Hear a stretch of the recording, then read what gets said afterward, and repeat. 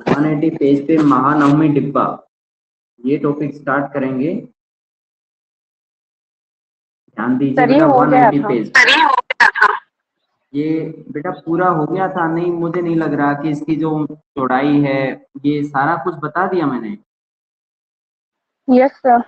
अच्छा, सिर्फ एक पैरा हुआ होगा या सेकंड भी हो गया था बेटा? सर हो गया था, ये पूरा हो गया था। अच्छा, तो ओके, फिर और आगे चलेंगे तो ठीक है। सर इसका लास्ट पैराग्राफ दोबारा बता दो। इसी का, महानवमी डिब्बा का? Yes sir. Yes sir.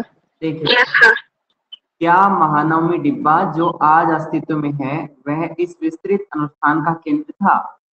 मतलब इसके बारे में कोई भी यह नहीं बता पाया है, इतिहासकारों ने हालांकि अध्ययन किया है, लेकिन कंफर्मेशन अब तक भी नहीं। क्या बेटा? इससे ऊपर वाला भी ऊपर दोबारा वाला? हाँ से ठीक है। इस अवसर पर होने वाले धर्मानुष्ठानों में मूर्ति की पूजा, मूर्ति मतलब देवताओं की जो मूर्तियों की पूजा होती है, जैसे कि आज हमारा समाज करता है, तो उनकी पूजा के विषय में बताया गया है। राज्य के अश्व की पूजा, यानी राज्य का, जैसे आज के समय में हमारे बंगाल टाइगर को अपने पूरे स्टेट का एक राज्य पशु माना जाता है, राष्ट्रीय पशु माना जाता है। तो इस तरीके से हम देखते हैं, तो जो विशेष महत्व के उनको ज्यादा महत्व दिया जाता है। तो उस समय घोड़ों की पूजा करते थे, तथा भैंसों और अन्य जानवरों की बलि, यानी भैंसों की बलि की जाती थी, और अन्य जानवर में जैसे बकरी है, भेड़ है, इस तरह से उनकी बलि दी जाती थी। नृत्य, डांस कंपटीशन होता था, डांस की जो कुश्ती का कंपटीशन होता था, और साज लगे हुए घोड़े, यानी घोड़ों को सजाया जाता था। जैसे कठपुतली डांस जब होते हैं तो उसके अंदर घोड़े, इस तरह के साज लगे घोड़े भी इस्तेमाल किए जाते हैं। हाथियों, रथों और सैनिकों की शोभा यात्रा, साज लगे हुए घोड़ों की, हाथियों की, और रथ सवारों की और सैनिकों की शोभा यात्रा। शोभा यात्रा मतलब जैसे कि आप 26 जनवरी को, 15 अगस्त को हमारी सेनाओं को एक शोभा यात्रा निकालते हुए देख पाते होंगे इंडिया गेट पर दिल्ली के अंदर, तो बाकायदा टीवी से उसका प्रसारण किया जाता है। तो उस तरीके से ही शायद यहाँ पे होता होगा। साथ ही प्रमुख नायकों और अधीनस्थ राजाओं के द्वारा राजा और उनके अतिथियों को दी जाने वाली औपचारिक भेंट इस अवसर के प्रमुख आकर्षण होते थे। यानी जो ये विशेष अवसर होता था इस समय पर, जो सेना के लीडर्स होते थे या उनके अधीनस्थ राजा, यानी एक शासक, एक बड़ा शासक होता है, अगर कोई राजा दूसरे राजा की गुलामी मान लेता है या उसके अधीन हो जाता है, तो वो अधीनस्थ राजा कहलाता है, यानी वह पूरी तरह से स्वतंत्र नहीं है, उसके ऊपर एक और शासक का हुक्म चलता है। तो यहाँ आगे बता रखा है, अगर कोई गेस्ट आया हुआ है, जैसे कि अपने यहाँ पे 15 अगस्त को, 26 जनवरी को गेस्ट बुलाते हैं, तो उनको औपचारिक भेंट वगैरह दी जाती है। तो ये विशेष आकर्षण का केंद्र बिंदु होता था। इन उत्सवों के गहन सांकेतिक अर्थ थे, यानी इस तरह के जो उत्सव होते थे उनके कोई ना कोई बहुत विशेष सांकेतिक अर्थ होते थे। त्योहार के अंतिम दिन राजा अपनी और अपने नायकों की सेना का खुले मैदान में आयोजित भव्य समारोह में निरीक्षण करता था। यानी वह पूरी सेना को देखता था कि हमारे घुड़सवार कैसे हैं, हमारे रथ सवार कैसे हैं, हमारी पैदल सेना कैसी है। और ये किस दिन देखा जाता था? त्योहार के अंतिम दिन, यानी नवरात्रों का जो अंतिम दिन होता था उस समय करते थे ऐसा। और ये महानवमी डिब्बा है, वो विशेष तौर पे नवरात्रों के त्योहार के लिए मतलब यूज होता था। इस अवसर पर नायक, यानी सेना नायक, जो आर्मी कमांडर्स होते हैं, उनको कहा गया है, राजा के लिए बड़ी मात्रा में भेंट देते थे और साथ ही नियत कर भी लाते थे। जो उनको बोला गया था कि आप टैक्स कलेक्ट करके लाएंगे, तो जैसे अमर नायक को ये हक मिला हुआ था, उनको जमीन दी गई थी, और जो टैक्स कलेक्ट करके लाएंगे, तो वो काम ये इस तरह से करते थे और राजा को भेंट प्रदान कर देते थे। क्या महानवमी डिब्बा जो आज अस्तित्व में है वह इस विस्तृत अनुष्ठान का केंद्र बिंदु था? यह क्वेश्चन किया गया है कि महानवमी डिब्बा जो आज भी मौजूद है, इसका क्या पर्पज था, ये किस चीज में यूज होता था, इसका क्या इस्तेमाल उस समय किया करते थे? तो विद्वानों का मानना है कि संरचना के चारों ओर का स्थान सशस्त्र आदमियों, औरतों, बड़ी संख्या में जानवरों की शोभा यात्रा के लिए पर्याप्त नहीं था। जैसा कि माना जाता है कि यहाँ पर हथियार लेकर के, यानी सेना की शोभा यात्रा, औरतों की शोभा यात्रा या बड़ी संख्या में जानवरों की शोभा यात्रा यहाँ शायद नहीं निकाली जा सकती थी, क्योंकि इसमें जगह इतनी नहीं है। जबकि हमने ऊपर वाले पैराग्राफ में यही चीज पढ़ी है, लेकिन अगला ही पैराग्राफ देखिएगा, ये क्लियर करने की कोशिश की जा रही है कि शायद ये स्थान इतनी जगह नहीं थी, इसलिए शायद इस तरह की शोभा यात्रा तो नहीं निकलती होगी। राजकीय केंद्र में स्थित कई और संरचनाओं की तरह यह भी एक पहेली बना हुआ है। पहेली का मतलब इसको कोई सुलझा नहीं पाया है। जिस तरह से पॉलिटिकल सेंटर होता है, यानी राजधानी होती है, तो उसके बारे में जो पहेली की उसकी जो बनावट है वो एक पहेली बना हुआ है, तो इसकी संरचना भी देख करके एक पहेली की तरह दिखाई देती है। ऊपर कमल महल का डायग्राम आप देख पा रहे होंगे, ये है लोटस टेम्पल। कमल महल एक खड़ा रेखा चित्र है। खड़ा रेखा चित्र किसी वस्तु अथवा संरचना का अवलोकन होता है, यानी बाहर से देखने में लगता है कि भाई इस रेखा चित्र से समझ सकते हैं कि इसकी बनावट कैसी रही होगी। मंजिलों का आकार देख सकते हैं, ऊपर भवन बने हुए, उनकी जो शीर्ष है वो किस तरह से बना हुआ है, गुंबद कैसा है वो हम देख सकते हैं। गोल आकार का इस तरह का गुंबद यहाँ पे नहीं है, ये अलग तरह की नुकीली, जैसे मंदिरों की चोटी होती है वैसा यहाँ पे किया गया है। और आगे आता है बेटा, यह हमें उन अभिलक्षणों के विषय में जानकारी देता है जो छाया चित्र नहीं देखे जा सकते। छाया चित्र होते हैं जैसे कोई भी पिक्चर लेकर के, फोटो लेकर के, और वो जब पेश की जाती है तो वो हमें क्लियर जानकारी नहीं दे पाती है, क्योंकि इसके अंदर तो हम देख पा रहे हैं कि बैक साइड का फॉर्मेट है वो भी डिजाइन करने की कोशिश की गई है कि ये दूसरी तरफ से कैसा दिखता होगा। बैक साइड की दीवारों को भी हम इसमें देख पा रहे हैं, सबसे पीछे की दीवार को हम देख सकते हैं, यानी इसमें कुछ छुपाया नहीं गया है, इसमें बनावट को बिल्कुल आपके सामने लाया गया है। और आगे इसके अंदर है, मेहराबों को ध्यान से देखें, संभवतः इंडो इस्लामिक तकनीकों से पूरी तरह से प्रभावित थी। तो एक एग्जाम्पल भी बन जाता है, हमने एक बार पहले भी जिक्र किया है कि ये लोग इंडो इस्लामिक शैली का इस्तेमाल करते थे। इंडो इस्लामिक का मतलब होता है सऊदी अरब या तुर्की के क्षेत्र में जिस तरह के भवन बनते थे उस तरह के भवन भी ये बनाना जानते थे और बनाते भी थे, और हमारे इंडिया में जैसे भवन बनते थे उनका भी मिक्सचर इसमें होता था। तो दोनों शैलियों का इस्तेमाल करने की वजह से इसको इंडो इस्लामिक टेक्निक बोला गया है। यहाँ आगे देखिएगा, चित्र 7.13 7.15 की तुलना करके देखें, 13 और 15 की तुलना करें। यहाँ पर आप देख सकते हैं ये 7.13 है और ये 7.15 है। ये उसी भवन का, कमल महल का ओरिजिनल, यानी ये पिक्चर ली गई है, यानी जैसे आप फोटो लेते हो वो है ये फोटो है और ये डायग्राम है। डायग्राम से ये बेहतर तरीके से समझ में आ सकता है कि इसकी बनावट कैसी रही होगी, लेकिन इसके जरिए हम आउटसाइड की चीजें तो देख पाते हैं, लेकिन अंदर की बनावट शैली का कोई जानकारी इसके अंदर नहीं पता चल पा रही है।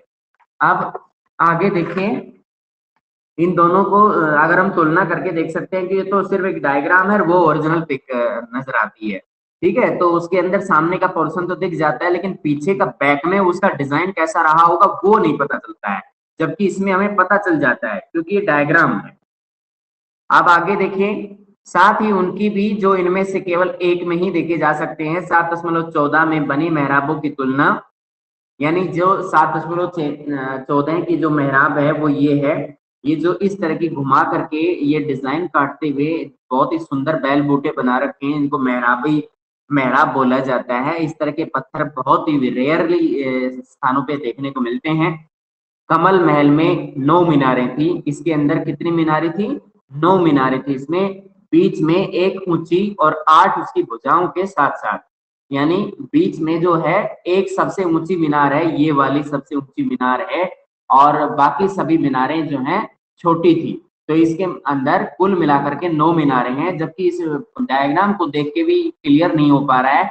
1 2 3 4 5 6 तक तो दिख रहा है, लेकिन इसमें 2-3 हो सकता है कि उनका आकार छोटा रहा हो और उसके बैक साइड में हो। अब आगे क्या बता रखा है, छाया चित्र और खड़े रेखा चित्र में आप कितनी कितनी मीनारें देख पाते हैं। इसके अंदर तो हम देख रहे हैं 1 2 3 4 5 6 देख रहे हैं, और अगर ओरिजिनल पिक में देखते हैं तो वहां देखिए कितनी नजर आती हैं।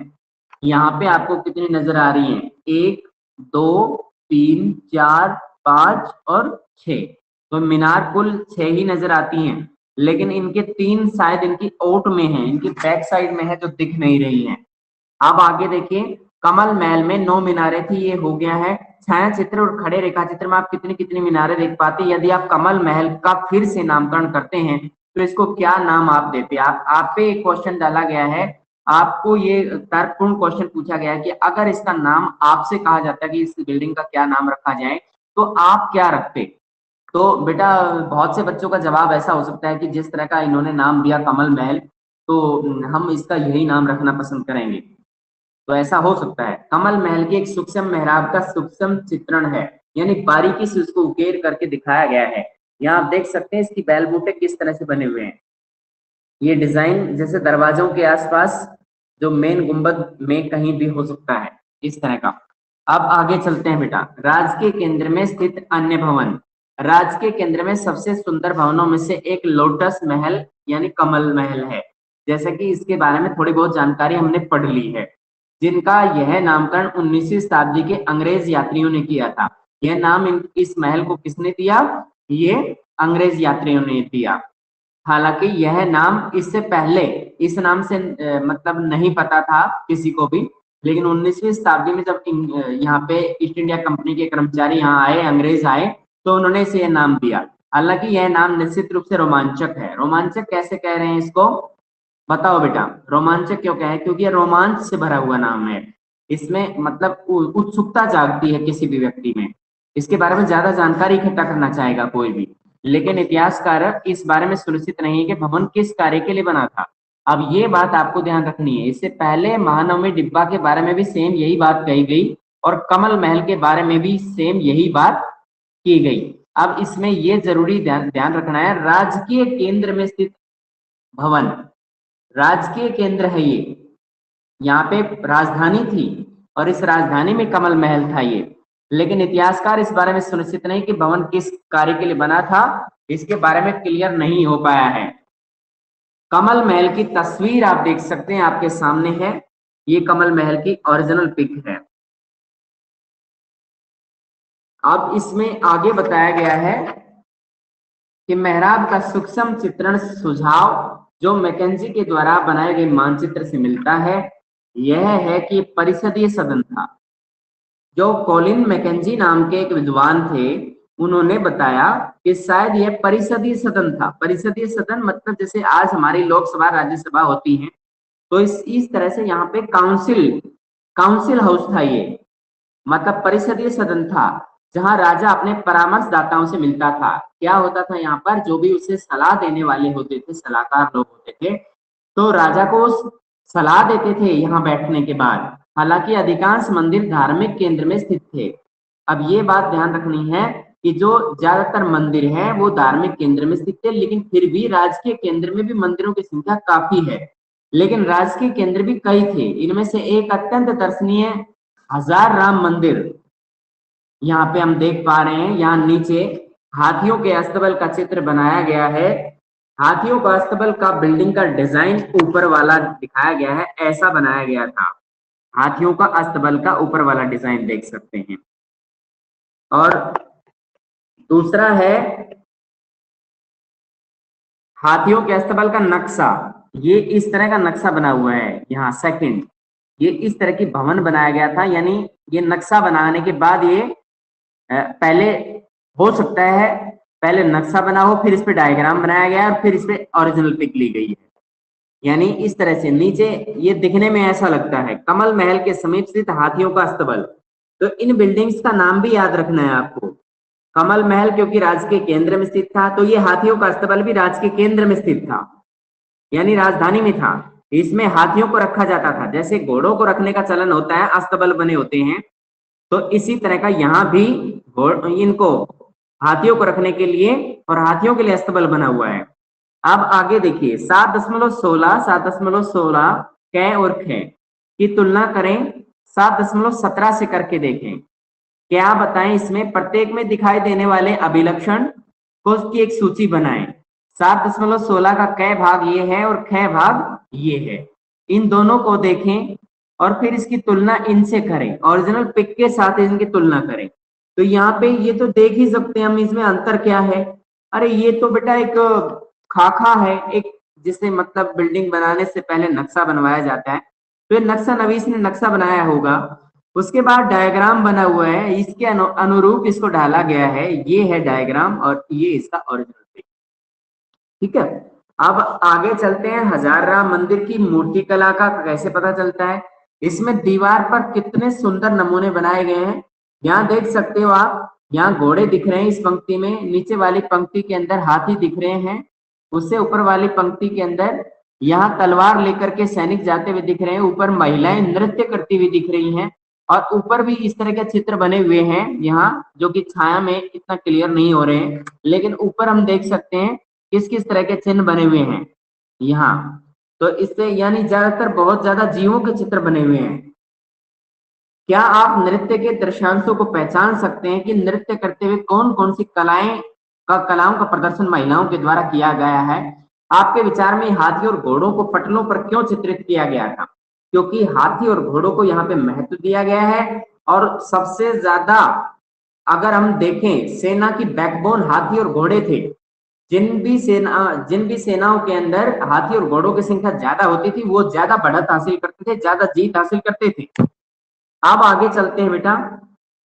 कहा जाता है संभवतः इसका प्रयोग, यानी दर्शनीय मंदिर को हजार राम मंदिर कहा जाता है, ये तो हम पढ़ चुके थे। आगे संभवतः इसका प्रयोग केवल राजा और उनके परिवार के द्वारा किया जाता था। अब ये चीज आपको ध्यान रखने वाली है कि राजा कहाँ रहता था, उसका परिवार कहाँ रहता था। तो ये हजार राम मंदिर में रहते थे।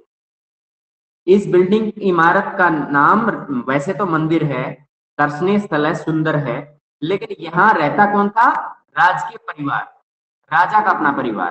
बीच के देवस्थल की मूर्तियां अब नहीं है। देवस्थल क्या है, मंदिर। मंदिर में मूर्ति जो पहले होती थी अब नहीं है, लेकिन दीवारों पर बनाए गए पटल मूर्तियां सुरक्षित हैं। जो दीवारों पर इस तरह की मूर्ति बनी हुई है वो तो मौजूद है, लेकिन जो मंदिर यहाँ पे था उसके अंदर जो मूर्ति लगी हुई थी वो अब नहीं है। इनमें मंदिर की आंतरिक दीवारों पर उत्कीर्णित रामायण से चित्र लिए गए हैं, कुछ दृश्यांश सम्मिलित हैं। यानी आंतरिक दीवारों पर कुछ रामायण से चित्र लिए गए हैं, जिनको यहाँ पर दीवारों पर अंकित किया गया है। शहर पर आक्रमण के पश्चात विजयनगर की कई संरचनाएं विनष्ट हो गई। विनष्ट मतलब नष्ट हो गई। जब कोई बाहर से अटैक हुआ, कहां से अटैक हुआ था बताओ बेटा। आक्रमण कब हुआ था इस पर, शक्तिशाली आक्रमण विजयनगर साम्राज्य पर 1565 में तालीकोटा का युद्ध, राक्षसी तांगड़ी का युद्ध। और उस समय युद्ध इतना भयंकर हुआ कि यह बर्बाद हो गया, पर नायकों ने महलनुमा संरचनाओं के निर्माण की परंपरा को जारी रखा। जितने भी नायक थे, जैसे नायक और अमर नायक के बारे में हम पढ़ चुके हैं, आर्मी कमांडर्स, तो ये लोग महल जैसी संरचनाएं बनाना जारी रखा हुआ था, बनाते थे। इनमें कई भवन आज भी अस्तित्व में हैं, आज भी मौजूद हैं। तो मदुरई की सभा मंडप का आंतरिक भाग मेहराबों को ध्यान से देखिएगा, मदुरई के अंदर मौजूद है। ये बिल्डिंग का आंतरिक डिजाइन आप देख सकते हैं। इस तरह की डिजाइन मैंने आपको उसमें बदलती हुई संस्कृतियां वाले लेसन में 11th जो आपकी क्लास है उसके अंदर सेम ऐसा ही डिजाइन आपको दिखाया गया था। इस तरह के भवन की बनी हुई थी। इटली में इस तरह का भवन बना हुआ था, अगर आप किसी बच्चे को ध्यान है तो। यस बेटा। सर ये पैराग्राफ रिपीट कर दो। इसी यही पैराग्राफ सेम। यस सर, ये पूरा हजार मंदिर वाला। अच्छा बेटा, ये हजार राम मंदिर का है। यहाँ पर बताया गया है कि धार्मिक केंद्र के अंदर अच्छे अच्छे मंदिर थे, बहुत ज्यादा संख्या में मंदिर बने हुए थे धार्मिक केंद्र में। और यहाँ राजकीय केंद्र को भी हमने पढ़ लिया। राजकीय केंद्र को राजधानी कहते हैं, धार्मिक केंद्र जहाँ पे मंदिरों की संख्या बहुत ज्यादा है, यहाँ धार्मिक आस्था से लोग जुड़े रहते थे। लेकिन राजकीय केंद्र में भी मंदिर बने हुए थे। कोई ये सोचे हुए राजकीय केंद्र में मंदिर नहीं थे, वहां भी थे। इनमें से अत्यंत दर्शनीय को हजार राम मंदिर कहा जाता है। तो ये कहाँ था, ये राजकीय केंद्र में ही स्थित था हजार राम मंदिर भी। ठीक है बेटा, क्योंकि इसमें पढ़ चुके हैं हम, हजार राम मंदिर भी कमल महल के पास ही स्थित था। संभवतः इसका प्रयोग राजा और उसके परिवार के रहने के लिए, रानियां, उनके बच्चे, राजा का अपना परिवार कंप्लीट वो वहां रहते थे। यहाँ ये बताया गया कि जो मंदिर हैं उनकी मूर्तियां तो सुरक्षित अब नहीं है, लेकिन दीवारों की जो मूर्तियां बना रखी हैं वो अब भी मौजूद हैं, सुरक्षित है। और उसका लिंक बताया है इन्होंने रामायण से। रामायण से संबंधित पिक्चर्स जो है इस तरह की दीवार पर अंकित की गई। इस तरह की दीवार पर। अब आगे बता रखा है इस मंदिर की आंतरिक दीवार पर उत्कीर्णित रामायण। उत्कीर्णित रामायण मतलब यहाँ पर रामायण के से संबंधित पिक्चर्स भी हैं। हो सकता है रामायण को संस्कृत में जैसे पढ़ा जाता है तो हो सकता है संस्कृत की भाषा का कुछ विवरण भी लिखा गया हो उस पर। आगे बता रखा है शहर पर आक्रमण हुआ तो 1565 में भयंकर आक्रमण हुआ है, वैसे उससे पहले भी कई बार हो चुके थे। तो नायकों ने महल बनाने नहीं छोड़े, वो महल बाद में भी बना रहे थे। और ये डिजाइन मैंने बताया था बदलती हुई संस्कृतियों में जिस तरह का बिल्डिंग का डिजाइन हमने देखा, सेम उसी तरह का डिजाइन हमारे यहाँ मदुरई में, तमिलनाडु के अंदर ये मदुरई है, और वहां पर इस तरह का डिजाइन बिल्डिंग का देखा गया है। और ये प्रूव होता है कि विजयनगर साम्राज्य में इस तरह की इंडो इस्लामिक शैली का इस्तेमाल किया गया। अब आता है धार्मिक केंद्र। धार्मिक केंद्र में किन किन भवनों के बारे में हम जान पाएंगे, यहाँ हम देख सकते हैं अगले ही पेज पर विरूपाक्ष मंदिर देख पा रहे होंगे। आकाश से विरूपाक्ष मंदिर ऐसा दिखता है, आकाश से देखने पर उसके आसपास का जो भवन शैली है वो ऐसी दिखती है, और ये बहुत ही भव्य मंदिर उस समय का है। अब चलते हैं बेटा राजधानी का चयन इस टॉपिक पर। अब हम तुंगभद्रा नदी के तट से लगे शहर के चट्टानी उत्तरी भाग की ओर ध्यान केंद्रित करते हैं। यानी जो तुंगभद्रा नदी है उसके तट के साथ में जो शहर के चट्टानी उत्तरी भाग की ओर ध्यान केंद्रित करते हैं। यानी उत्तरी भाग कैसा है, इस विजयनगर शहर का उत्तरी भाग चट्टानी है, यानी वहां हो सकता है पर्वत श्रृंखलाएं हों। स्थानीय मान्यताओं के अनुसार ये पहाड़ियां रामायण में उल्लिखित बाली और सुग्रीव के वानर राज्य की रक्षा करती हैं। माना जाता है कि इन दो भाइयों में मनमुटाव था, बाली शक्तिशाली था, सुग्रीव इतना शक्तिशाली नहीं था। तो बाली ने सुग्रीव को मार पीट कर भगा दिया, उसका साम्राज्य उससे छीन लिया। बताते हैं कि जब बाली और सुग्रीव दोनों भाइयों को उनके पिता ने अलग किया तो उनकी प्रॉपर्टी बराबर बराबर बांट करके उनको अलग अलग राज्य में शासन करने के लिए दिया।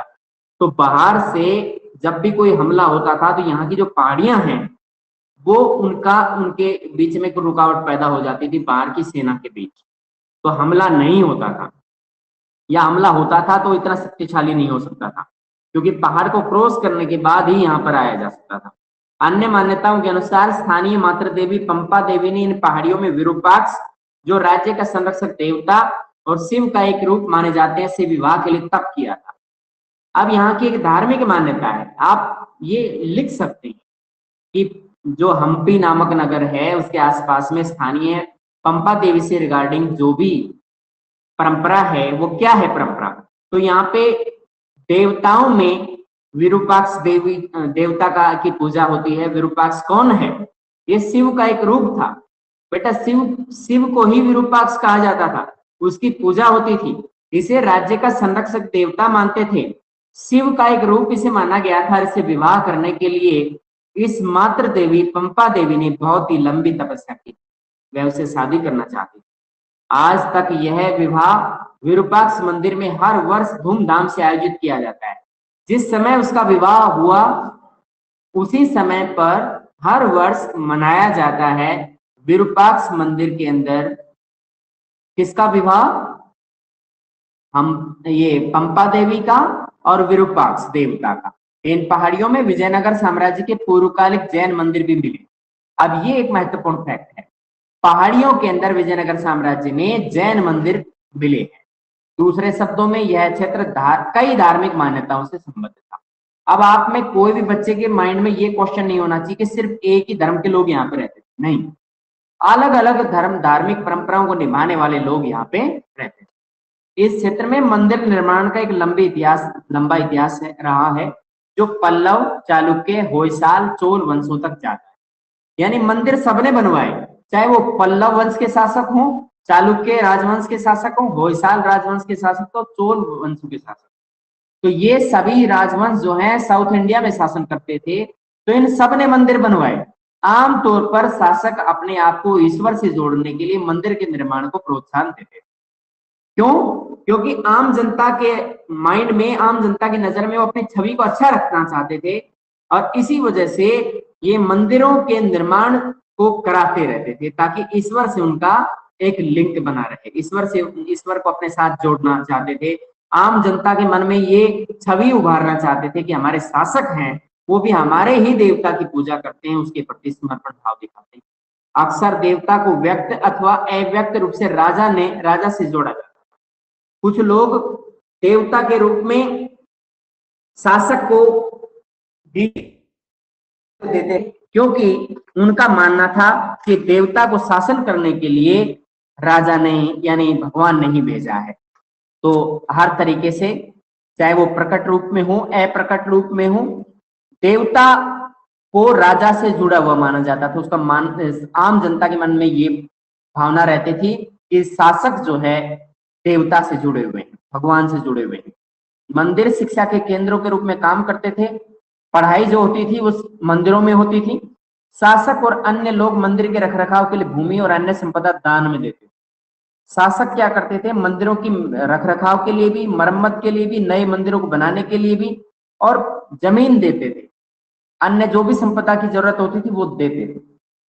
अतएव मंदिर महत्वपूर्ण धार्मिक, सामाजिक और सांस्कृतिक आर्थिक केंद्रों के रूप में विकसित हुए। यहाँ ये बताया गया है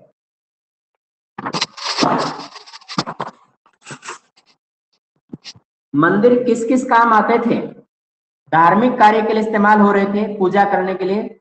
सामाजिक रीति रिवाजों को निभाने के लिए इस्तेमाल हो रहे थे। सांस्कृतिक, जब भी कोई प्रोग्राम होता था, कल्चरल प्रोग्राम, तो वो भी यहीं पे होता था।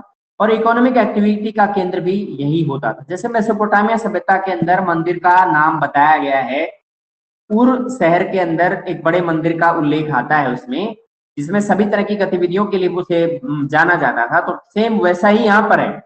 धार्मिक, सामाजिक, सांस्कृतिक और आर्थिक सभी तरह की गतिविधियां यहाँ पे होती थी। शासकों के दृष्टिकोण से मंदिरों का निर्माण, मरम्मत, रखरखाव अपनी सत्ता, संपत्ति, निष्ठा के लिए समर्थन और मान्यता के महत्वपूर्ण माध्यम होते थे। शासक ये मानते थे, उनके दृष्टिकोण ये था कि अगर हम मंदिरों का निर्माण कराएंगे, उनकी मरम्मत कराएंगे, उनका रखरखाव रखें, पैसे देंगे, जमीन देंगे मंदिरों के निर्माण के लिए, तो आम जनता का सपोर्ट उनके साथ बना रहेगा और ईश्वर का सहयोग भी उन्हें मिलता रहेगा। ये मान्यता उस समय प्रचलित थी। यह संभव है कि विजयनगर के स्थान का यह चयन वहां विरूपाक्ष और पंपा देवी के मंदिरों के अस्तित्व से प्रेरित था। यहां तक कि विजयनगर के शासक भगवान विरूपाक्ष की ओर शासन करने का दावा करते थे। जितने भी विजयनगर के शासक हुए, सब ये आम जनता में ये मैसेज देते थे कि हमें भगवान ने शासन करने के लिए यहाँ पे भेजा है। लेकिन विजयनगर के का जो स्थान है वह विरूपाक्ष और पंपा देवी के मंदिरों के अस्तित्व से प्रेरित था। यानी इन दोनों के मंदिर वहां पे बने हुए हैं। आगे है, सभी राजकीय आदेशों पर सामान्यतः कन्नड़ लिपि में सिर्फ विरूपाक्ष शब्द अंकित होता था। जब भी सरकार के द्वारा कोई गवर्नमेंट ऑर्डर पास किया जाता था आम जनता के लिए, तो उस पर हमेशा श्री विरूपाक्ष लिख के और तब वो मैसेज दिया जाता था आम जनता को। शासक देवताओं से अपने गहन संबंधों के संकेतक के रूप में विरुद्ध हिंदू सूरत राणा का प्रयोग करते थे। शासक जितने भी थे, जय विजयनगर के जितने भी शासक बने हो, वो देवताओं से अपने गहन संबंधों को प्रूव करने के लिए कि हमारा देवताओं के साथ बहुत ही गहरा संबंध है, एक उपाधि धारण करते थे जिसका नाम था हिंदू सूरत राणा। यह अरबी भाषा के शब्द सुल्तान, जिसका अर्थ है राजा, सुल्तान का अर्थ क्या होता है, राजा, का संस्कृत अनुवाद था। यानी राजा का संस्कृत अनुवाद क्या है अरबी भाषा में, हिंदू सूरत राणा। शाब्दिक रूप में इसका अर्थ हुआ हिंदू सुल्तान। क्या नाम हुआ इसका, क्या मीनिंग निकला इसका, कि इसका हिंदू सूरत राणा का हिंदू सुल्तान इसका मीनिंग होता है। और हिंदू सूरत राणा ये किस भाषा का शब्द है, बताओ बेटा। हिंदू सूरत राणा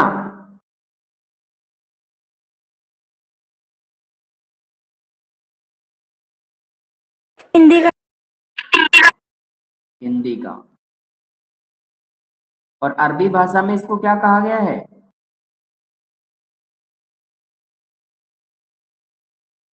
सुल्तान। ठीक है बेटा, राजा। ये संस्कृत भाषा का अनुवाद था हिंदू सूरत राणा। आगे है, विजयनगर के शासकों ने पूर्वकालिक परंपराओं को अपनाया, उनमें नवीनता लाई, यानी नई नई परंपराएं भी उन्होंने लेके आए, उनको अपडेट भी किया। पिछले समय के दौरान जो परंपराएं प्रचलित थी उनको भी आगे निभाया, उन्हें आगे विकसित भी किया, उन परंपराओं को विकसित किया। अब राजकीय स्वीकृति राजकीय प्रतिकृति, प्रतिकृति होते बेटा मॉडल, मूर्तियां मंदिरों में प्रदर्शित की जाने लगी। यानी जो भी राजकीय प्रतिकृति मूर्तियां, प्रतिकृति मॉडल कैसे होते हैं, जैसे किसी शासक ने अपनी मूर्ति बनवाई, उसको कहीं लगवाया।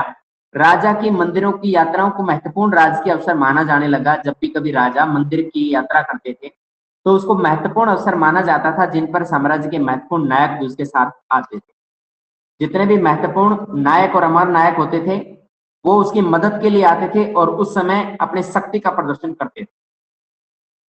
तो इसको यहां तक आप पढ़ें, कोई प्रॉब्लम है तो पूछ सकते हैं बेटा। ये विरूपाक्ष मंदिर का एक चित्र आप देख सकते हैं, ये इस तरह का भवन रहा है। जैसा हमने गोपुरम देखा है लगभग लगभग उसी से मिलता जुलता है। ये आकाश से लिया हुआ चित्र है मंदिर का, और विरूपाक्ष मंदिर का जो डिजाइन है वो ऐसा है। ये भवन बनाने का जो डिजाइन है, जलाशय भी है इसके अंदर, और इसके जो एंट्री गेट्स हैं, देवताओं के लिए जैसे मंदिर है यहाँ पर बना हुआ है, आप देख सकते हैं। और इसके अंदर मैप जो यानी जो स्केल है, एक जो सेट है उसका 30 मीटर को इंडिकेट करता है, 30 मीटर। विरूपाक्ष मंदिर का नक्शा आप देख सकते हैं।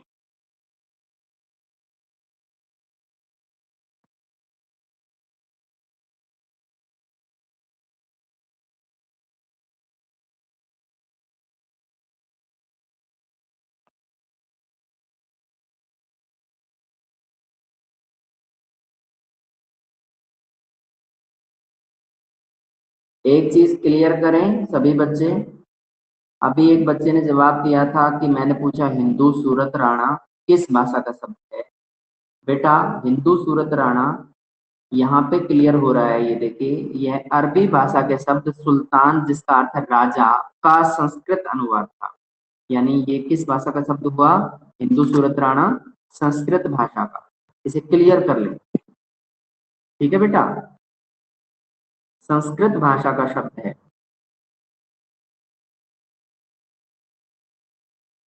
अब आप इसको एनसीईआरटी से पढ़ें बेटा, और कोई भी क्वेरी है तो पूछ लीजिएगा। हम आपके मैसेज देखते हैं एक बार।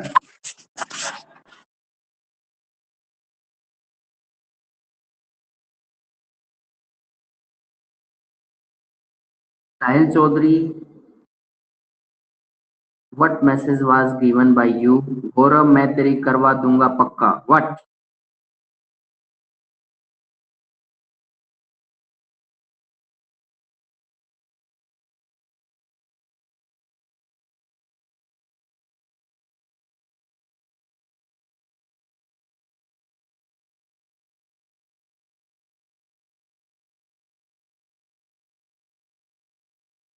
मीनार बेटा जैसे कि दिल्ली की कुतुब मीनार है, इस तरह की यहाँ पे मीनार, ऐसी मीनार तो नहीं है, लेकिन ये भवन का जो ऊपर शिखर बना हुआ है ना उसी को इन्होंने मीनार का कहा है।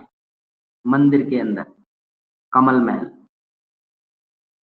टावर, यस, भूमिका टावर डेफिनेट।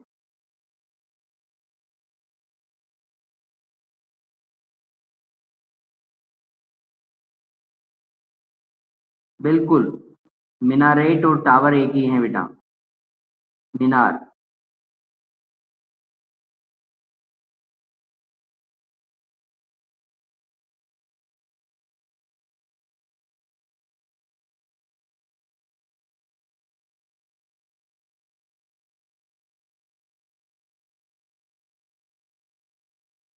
नेहा कटारिया, इनके पास महल नहीं थे क्या जो मंदिर में रहते थे। हाँ बेटा ऐसा है कि महल थे, राजकीय केंद्र भी थे, लेकिन कुछ ऐसी चीजें हैं जिनके बारे में इनको क्लियर नहीं हो रहा है राजकीय केंद्र में कि जिनका यूज क्या होता था। लेकिन इसके अंदर कॉलिन मैकेंजी ने बताया है कि इनका राजा का परिवार यहाँ पे रहता था, हजार राम मंदिर।